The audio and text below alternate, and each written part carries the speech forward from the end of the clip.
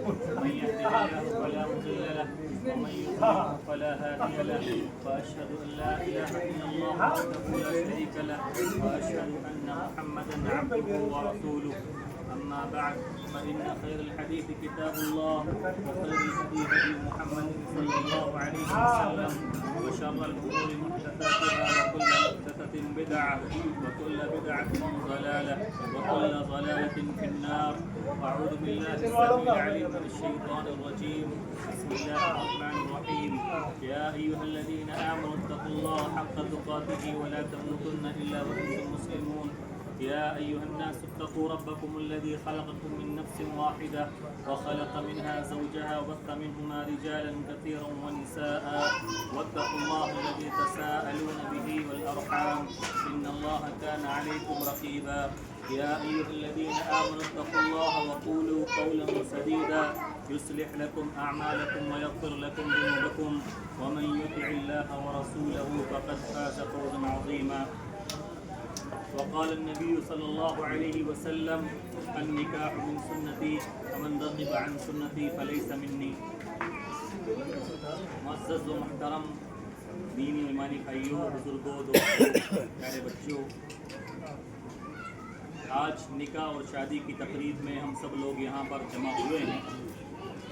چونکہ ہم لوگ مسلمان ہیں، اللہ اور اس کے رسول کا کلمہ پڑھنے والے ہیں، تو ہمارا نکاح بھی ویسے ہی ہوتا ہے جیسے کہ اللہ کے نبی صلی اللہ علیہ وسلم نے نکاح پڑھایا اور آپ کے زمانے میں نکاح اور شادی ہوا کرتی تھی. ہم سب مسلمان ہیں، ایک اللہ کا کلمہ پڑھنے والے ہیں اور ایک نبی صلی اللہ علیہ وسلم کے امتی ہیں. ہمارا قرآن ہے کہ اور ہمارے نبی صلی اللہ علیہ وسلم ایک ہیں، آپ صلی اللہ علیہ وسلم کی حدیثیں ایک ہیں. پھر بھائیو، نکاح یہ انسان کی ایک فطری ضرورت ہے اور اللہ رب العالمین نے اس کا حکم بھی دیا ہے اور اللہ کے نبی صلی اللہ علیہ وسلم کا طریقہ بھی ہے. اس کائنات کے اندر جو سب سے پہلے رشتہ بنا میاں اور بیوی کا رشتہ تھا.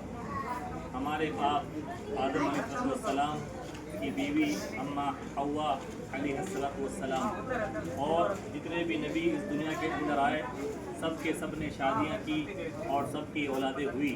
اللہ تعالیٰ نے قرآن مجید کے اندر ارشاد فرمایا، اے نبی پاک صلی اللہ علیہ وسلم قد انزلنا من قبلک الرسل، ہم نے آپ سے پہلے بہت سارے رسولوں کو، نبیوں کو بھیجا اور ہم نے سب کی بیویاں بنائیں، سب بیوی والے تھے اور سب کی اولاد تھی. تو شادی ایک انسان کی بنیادی اور فطری ضرورت ہے اور جتنی بھی فطری ضرورتیں ہوتی ہیں جن کی ضرورت انسان کو ہوتی ہے اللہ تعالیٰ نے ان کا حاصل کرنا انسان کے لیے آسان بنایا ہے. مثال کے طور پر ہم سب کو ہوا کی ضرورت ہے تو ہوا ہم سب کو ایسے ہی مل جاتی ہے، اس میں ہمیں پیسہ خرچ کرنے کی ضرورت نہیں ہے. ہم سب کو پانی کی ضرورت ہے، پانی بھی ہماری بنیادی اور فطری ضرورت ہے، ہم سب کو ایسے ہی مل جاتا ہے.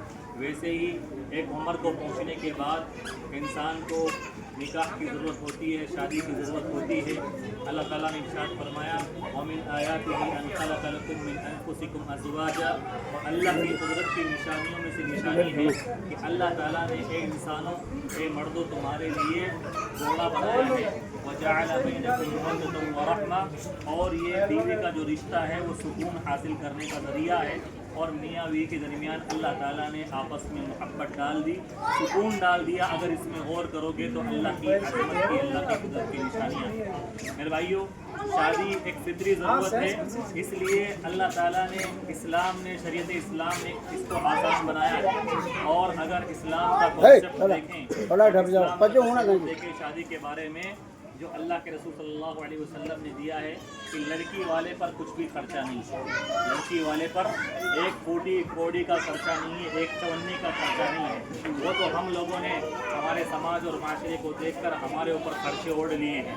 اللہ کے رسول صلی اللہ علیہ وسلم نے کوئی ایسا خرچہ لڑکی والے پر نہیں ڈالا. جتنے بھی خرچے ہیں وہ سب لڑکے کے اوپر ہیں. جتنے بھی خرچے ہیں اسلام کے اندر شادی میں وہ سب لڑکے کے اوپر ہیں، لڑکی پر ایک بھی خرچہ نہیں ہے.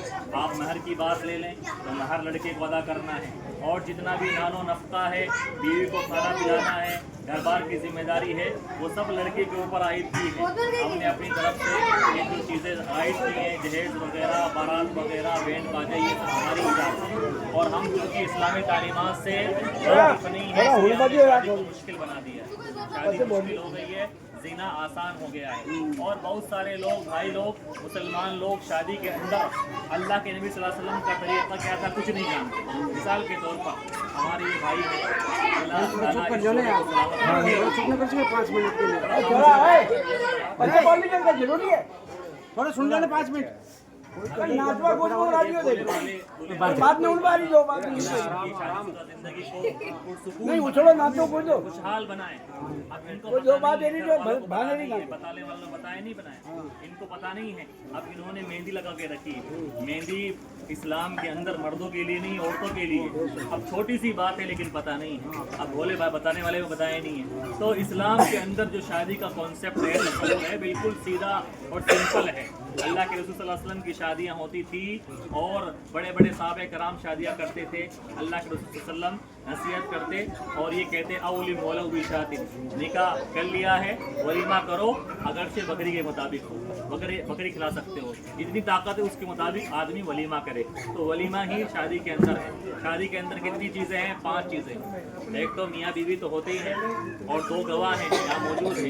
एक वली है, वली की याद होनी चाहिए और निकाह पढ़ाने वाला, और उसके अलावा महर है और लड़के के लिए वलीमा है।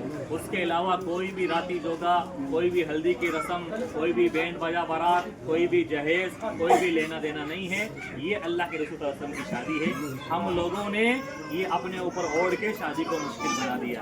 हम जब अल्लाह के रसूल का कलमा पढ़ने वाले हैं तो अल्लाह के रसूल सल्लल्लाहु अलैहि वसल्लम के मुताबिक ही शादी करेंगे, तभी हमारी शादीशुदा जिंदगी कामयाब होगी, खुशहाल होगी। अल्लाह के रसूल सल्लल्लाहु अलैहि वसल्लम ने फरमाया इन्ना अअज़म निकाह बरकतन ऐसरुहु मऊनतन, सबसे बाबरकत निकाह वो होता है जिसमें कम खर्चा हो, कोई भी खर्चा ना हो, वो बरकत वाला निकाह होता है। ज़्यादा खर्चा करके हम शादी से अल्लाह की बरकत को उठा लेते हैं। लिहाजा मेरे भाइयों, हम सब मुसलमान हैं, हमें शादी में अल्लाह के रसूल का तरीका क्या है सीखने की ज़रूरत है और उसके मुताबिक अमल करने की ज़रूरत है। समाज और माशरे को देखेंगे, लोग क्या कहेंगे, कोई भी लोग हमारी कब्र में जवाब देने नहीं आएंगे। कब्र में हमें ही जवाब देना है और अल्लाह के दरबार में हमें ही जवाब देना है।